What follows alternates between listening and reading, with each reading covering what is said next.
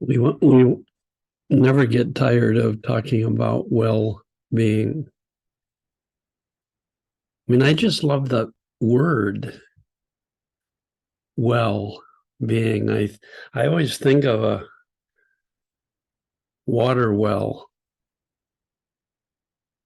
and at the bottom is this clear, clean water, and you have to send a bucket down into the well and draw up this living water, which we depend on for our life. I think human beings depend on that living water of well-being as much as food and air. Without well-being, we wouldn't be able to have the wisdom to drive a car and move our hand and not get into accidents. We wouldn't have the ability to enjoy life. We wouldn't have the ability to love other people. A loveless life is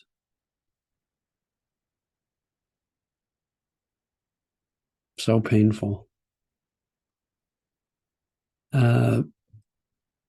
So I had been a psychologist 10 years, and no one had ever told me that I had perfect well-being inside, that I had this living spirit, this living water, this nourishment that was always available to me in any moment, any situation.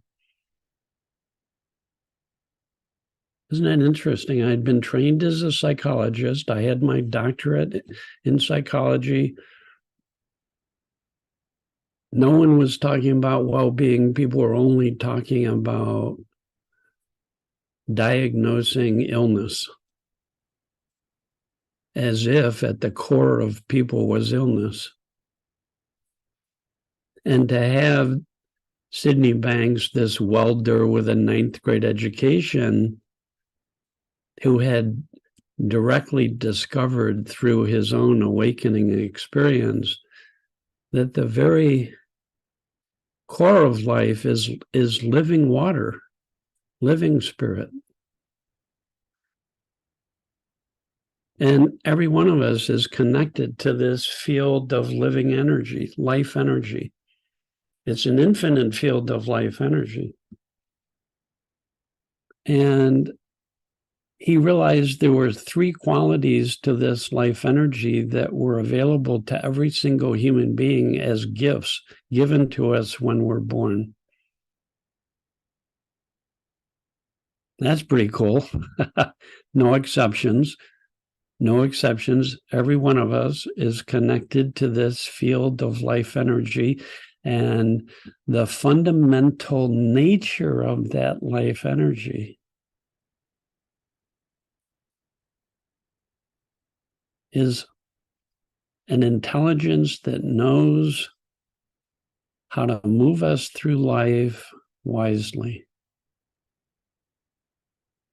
No matter what's going on, no matter what's happening, how to move us through life wisely in ways that are best not only for us, but for everybody else around us. That another characteristic that we're all born with is the capacity to move to higher and higher levels of consciousness, where we become more awake, more aware, more in love with life, more where our senses become more alive. What a gift. It's built into all of us, that there are infinite levels of consciousness. That's one of the reasons why we want to get together in Denmark and together explore the depth of our being, this living water, this nourishment. And have greater and greater realization of what's already there. This. And then there's another characteristic: infinite creative potential. And so often we think that the way we're seeing life is the way life is, rather than that's one out of gazillion possibilities of how we can see life. We tend to believe our beliefs, so we become very limited in who we think we are, who we think other people are, what we think is possible. We often get stuck in the way we see life. And the good news is we're connected to this dimension of infinite possibilities.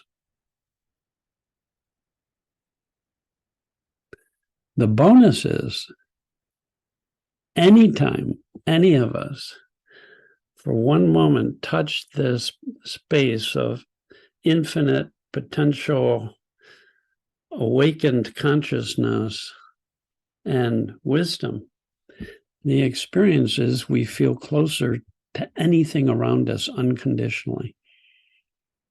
So we can say our very nature is love. I would not have stayed studying these principles for 35 years, exploring this inner depth, if it didn't awaken greater and greater levels of love and compassion for people. Because that's all I wanted in my studies of meditation, psychology, spirituality. My question was always, does it awaken more love? If not, I'm going to move on. And so Natasha and I love talking about this, and we can't wait to share with you and explore with you, because we're all explorers. We're all on the same level, right? There's always more to see, and explore together this dimension of possibilities and awakened life, be able to be lived more wisely, and to fall in love unconditionally with not just our favorite people, but with anybody, and with trees and with flowers and with nature. That's the beauty of this understanding. It literally insights into the principles that we will talk about, awaken deeper, or you could say higher levels of love.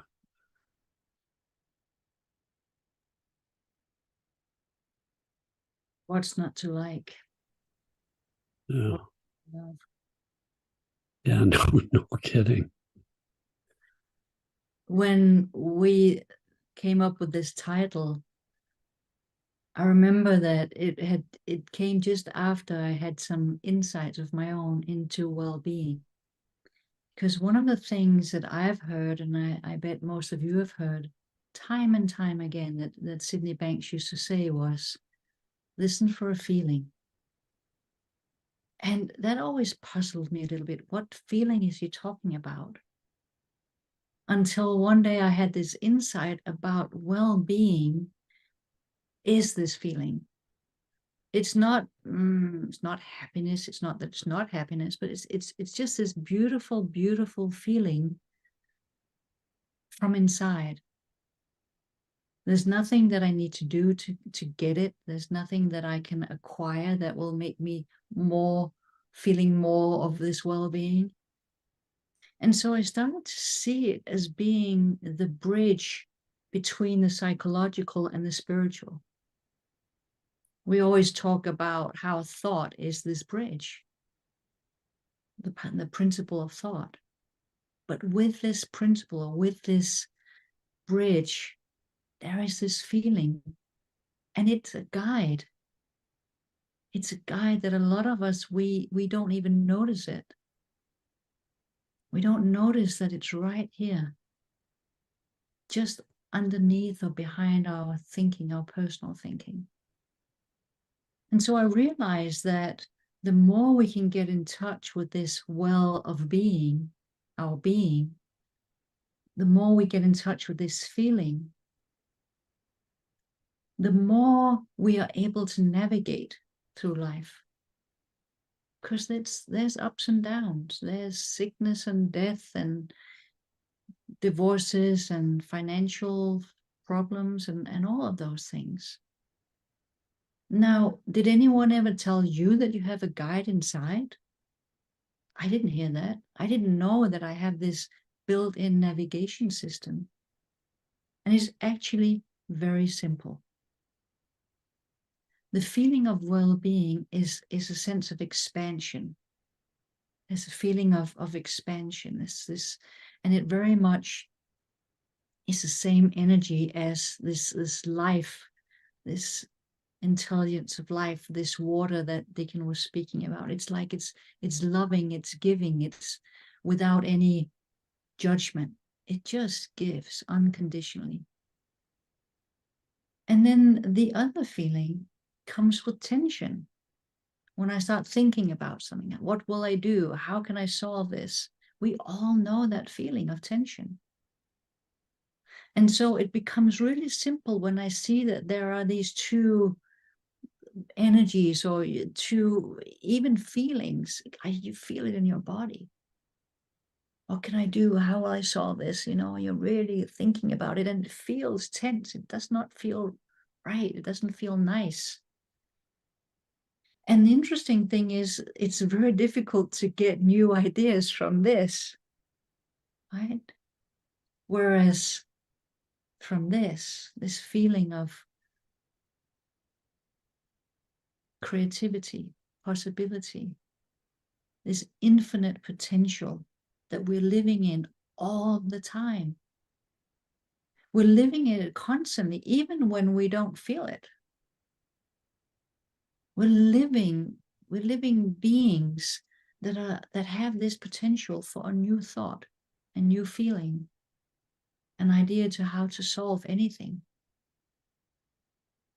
That was why I was so excited about talking to this guy, Rob, yesterday, who, in the midst of being worried about his friend, who really is has a lot of challenges, that as soon as he saw that it was thought that was keeping this tension, he saw it. He let go and he was filled with love. Not love from the outside, but from the love within himself that he is, that his friend is. And it just opened him up to a new idea that he'd never had before. And so this is the potential, this is the hope for anyone, that when we see how this tension is created, how this fear is created in us, that when we see it, it lets go. Sometimes it takes a few minutes or a few hours, me too. But when it does, something new comes. And that is so hopeful. That is, for me, the hope of the three principles understanding. What Sydney Banks gave us was this hope that something can change at any moment.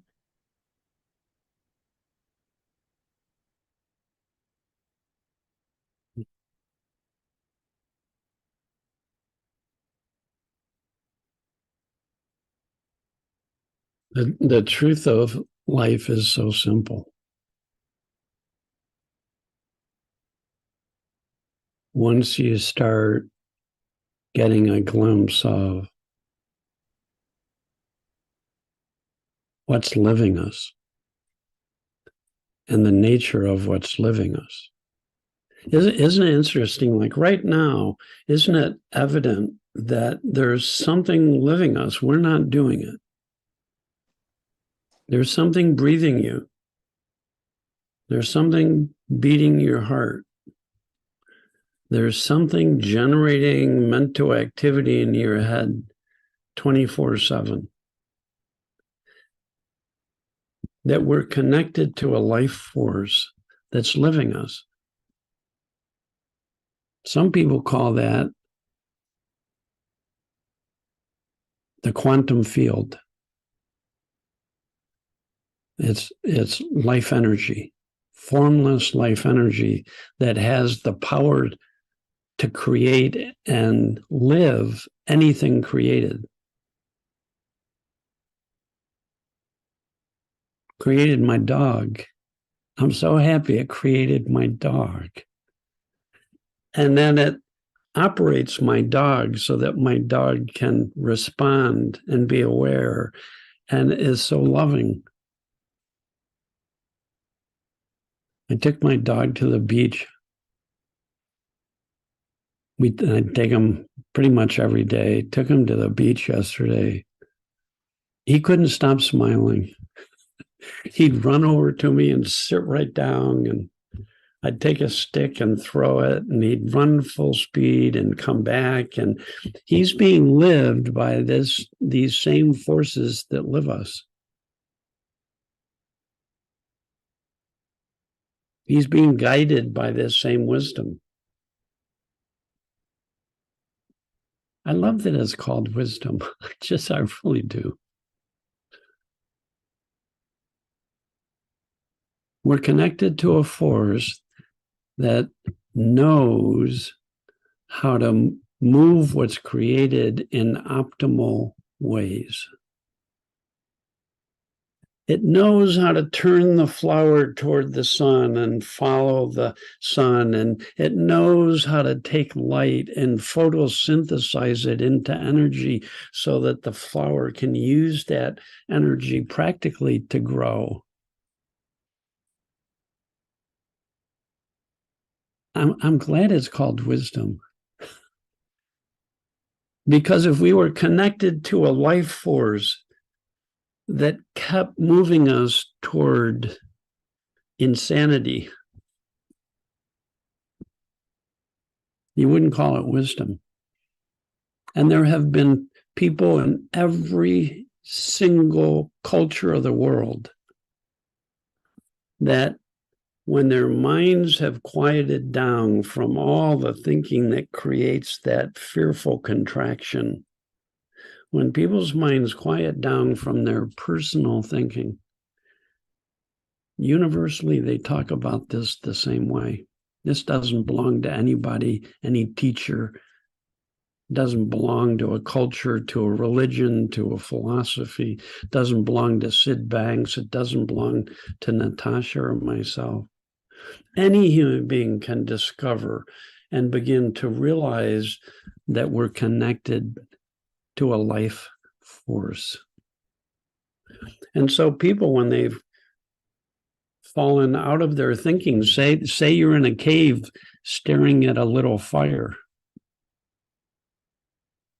Some people say that's how meditation started.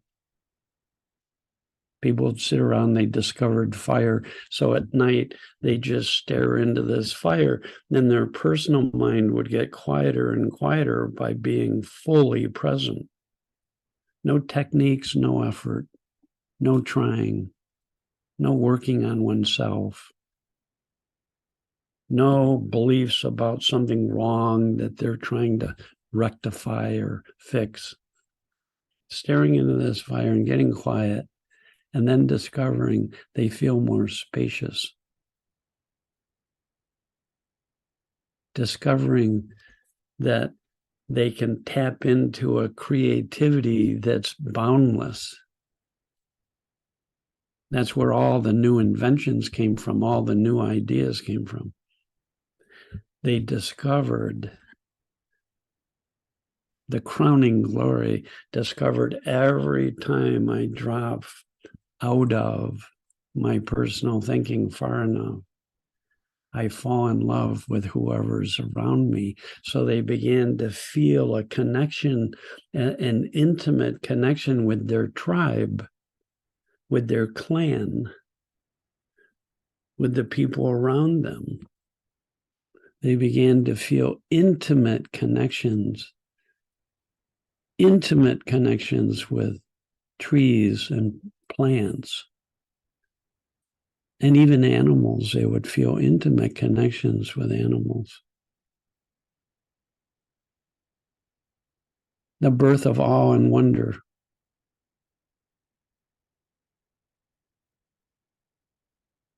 The birth of mystery.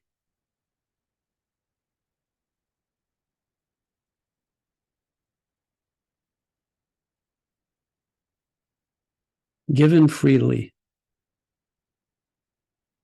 to anyone willing to let go of, just for moments, everything you think you know.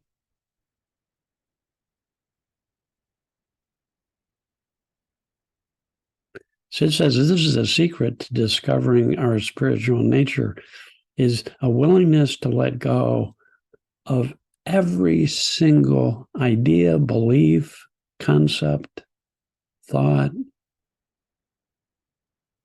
Why? Because we drop into this spacious ground of awe and wonder, and we find out that there are feelings there that lift our spirits and connect us to life in a positive way.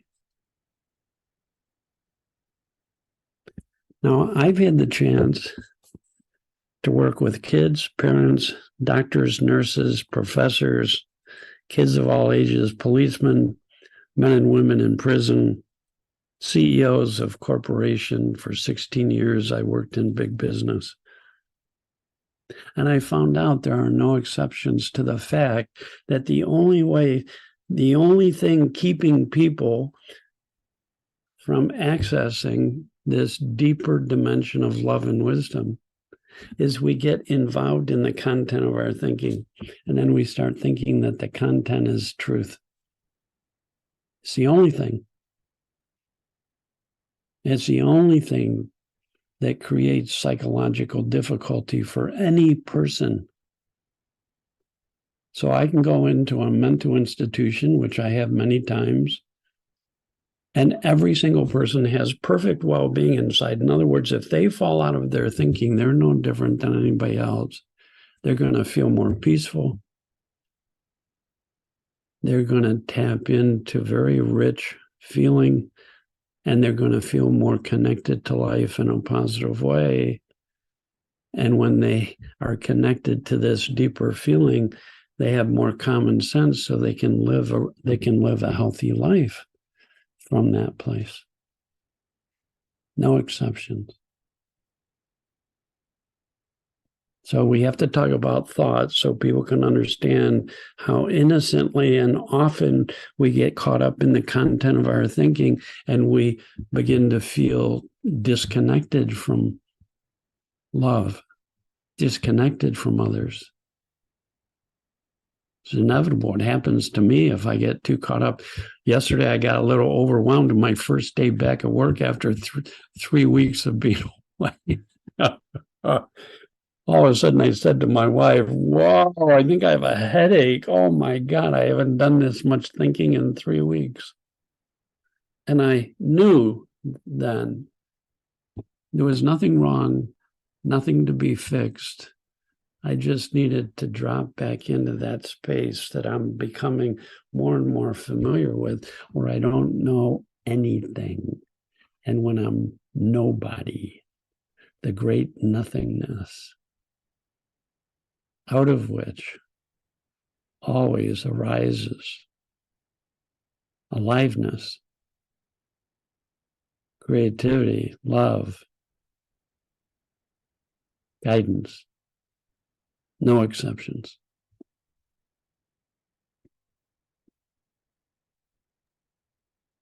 Isn't it cool? Isn't it the best news ever? Don't you and everyone here just want to tell it to everyone that we're all okay, that we have this well of being inside? When I came across this understanding in 2012, it transformed my life, and I ran up to anyone willing to listen to me to try to tell them that didn't work so well, I have to say, but I understand the feeling that I have, that Dicken has. I mean, and Dicken's been doing this for a long time. We never ever get tired of it because it's the best news ever. No one is broken. Wow, that's radical.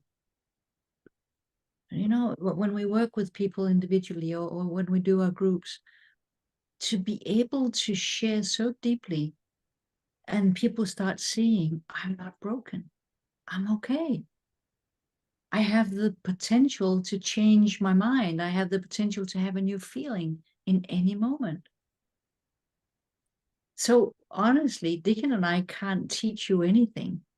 We're still students. What we do is we like to point. We found the space within that we like to point you to, what we call home. And any person that gets a glimpse of their inner home will fall into this feeling of being, this sense of a feeling that's beautiful, that's loving, that's compassionate, that's in love with life. So it is the best news ever to have discovered something that is, there's no exceptions, as Dicken just said. It's true for everyone. And sure, sometimes it takes a little longer to point people, you know, depending on how much thinking they have, what they believe is true. But to see that underneath the surface, like on the top of the surface, there's waves and maybe boats, and there can be lots of things going on the top of the waves, and we can feel separate and alone, but beneath the surface, there's calm, there's oneness. We are connected. So often people feel lonely. The only way you can feel lonely is if you think you're a wave and you don't realize that you're made of water.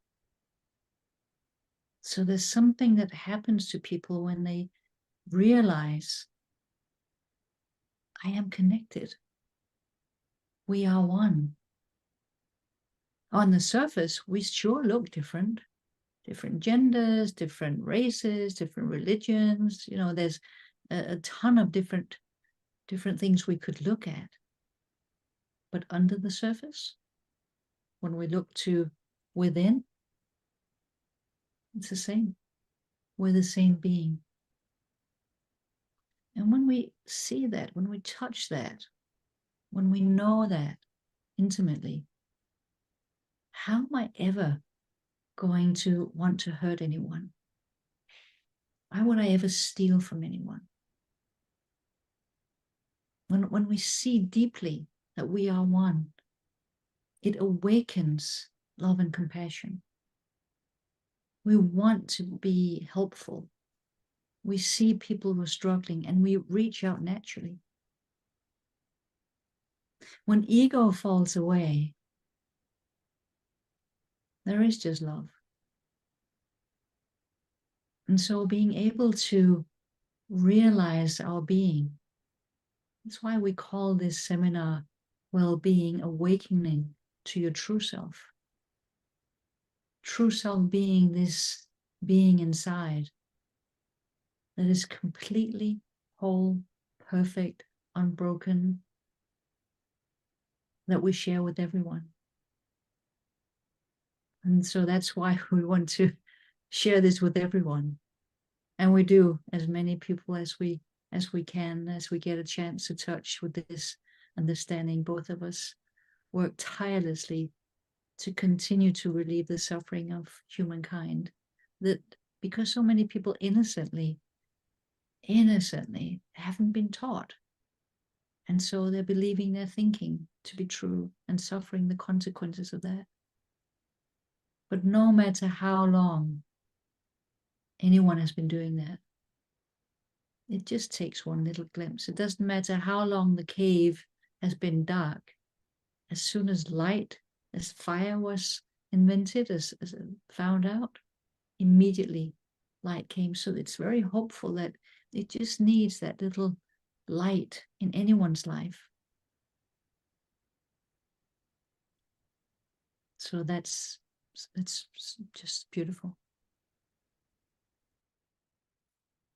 We will also be talking about that it's okay to get lost.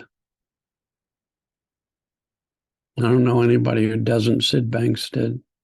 It's okay to get caught up in your thinking at times and not realize you're a beautiful, infinite, divine being. One time we asked Sid, how come people get so easily caught up and lose their good feeling and blame the world for it? And he said, well, in truth, we're spiritual beings, which just means we're infinite, formless life energy that has taken form as a physical body. It's still, our physical body is still a dance of energy. It's still just energy condensed. And he says, what happens though when we're born into or manifest as a physical body, we look out at the world and we see things and we start thinking about them. And pretty soon that becomes our world, the visible world, what we can see in our own thinking about it. And we live in that world. And anybody who begins to live exclusively in their own personal thinking will become innocently, I do, everybody I know, there'll be stress, there'll be tension, there'll be feeling less connected to people. There'll be seriousness. You'll get serious. You'll get easily bothered by things. We become identified with our thinking and feeling as who we are. That's what some people would call ego. We become ego-centric, ego-bound, and we start suffering. Now, nothing wrong with this. Nothing wrong with this. It's the easiest thing in the world to just forget that we're connected to an infinite field of life energy because it's invisible. That's why some people call it spiritual or divine, because it's invisible, completely invisible. In quantum physics, they say the visible world, no matter how big or how small, only takes up a small percentage of our universe. And the vast percentage of our universe is dark energy and dark matter, invisible, can't be seen, can't be measured.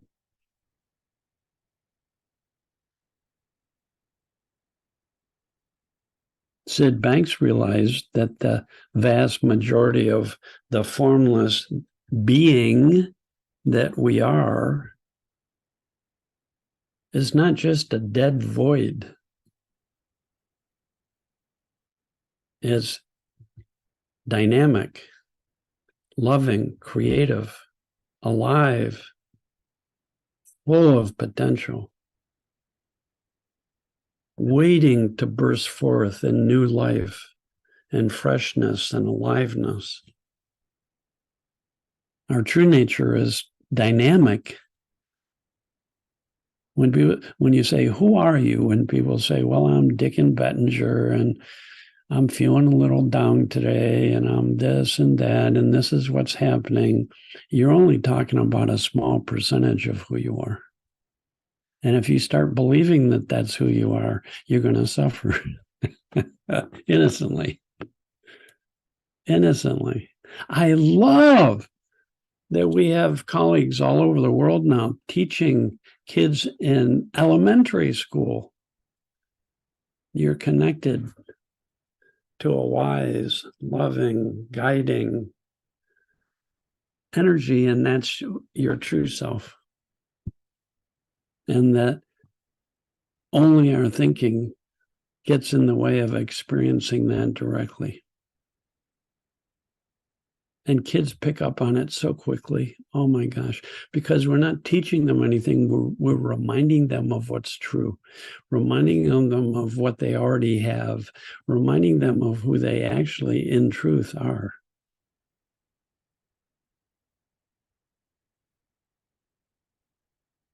to watch little kids realize they're caught in thought and letting it go and dropping back into a playful, alive, creative space, which is so easy for them. But without understanding how that works, pretty soon as they get older, they'll get more and more identified with and caught up in their thinking and feeling. And oh boy, the number of teenagers that I worked with during the pandemic who were depressed, super anxious, or suicidal was astounding. I had said I'm not going to do clinical work because I'm so busy with training practitioners, and I couldn't help it. I couldn't say no to parents who said, "Can you talk to my loving daughter is suicidal?" And I just have to remind them, you're not all that negative thinking you're caught up in all day long. And behind that thinking, there's aliveness. Oh, there it is. There it is. Oh my God, here it comes. So easy, so close. Sid would say we're a thought away from disengaging from our personal thinking and experiencing a more spacious presence at all times, everybody, no exception.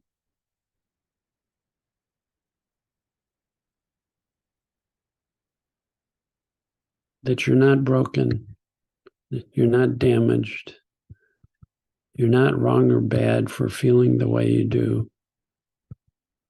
You're just experiencing your own thinking, and that we can't not do that.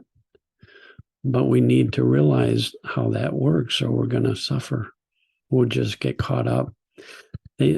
Our friend Bill Pettit, psychiatrist, says someone who's clinically depressed, and I've worked with plenty of people who are clinically depressed, is spending 85% of the time of their day caught up in negative thought, thinking that those thoughts are true.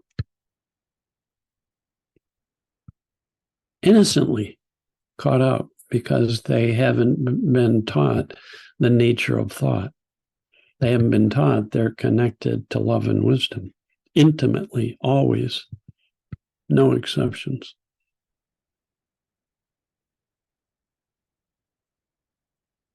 We can all wake up to what's true, that we're more than the small percentage of what's visible. We're connected to something greater. Everyone intuits the truth of that already, but we can wake up to it more and more so that when we feel tension, we know you can't think your way out of that. And most adults, when they feel tension, stress, or upset, do more thinking. Innocently. But there isn't a human being on this planet that can think their way to the present moment, can think their way to love, can think their way to wisdom. It just, no one can. Sid Banks couldn't, no one can. So we have to teach people about, if you're not thinking, you're not going to be dumb and stupid and get into trouble. You're going to feel better and become wiser. As Natasha says, hey, come on, how cool is that? Isn't that good news? Less work, more love. Less trying, less struggle, more love. You lighten up. And it's also obvious when people are just, when they are in love, not only with someone, but just in life, you feel it. You look at them once and you feel the love. When I was visiting Dicken and Coisi this summer, we went to the beach with their dog, Oliver. And to see him on the beach, excited for the stick to be thrown, that's love. He's so excited, he's shaking. And we smile as we look at him. If you ever see a teacher that looks really serious, run away. Because this This understanding enlightens the love in us. It reveals the love that we're born with, that we are. And the more people see this, the more smiles you'll get from them, the more lightness you'll experience from them.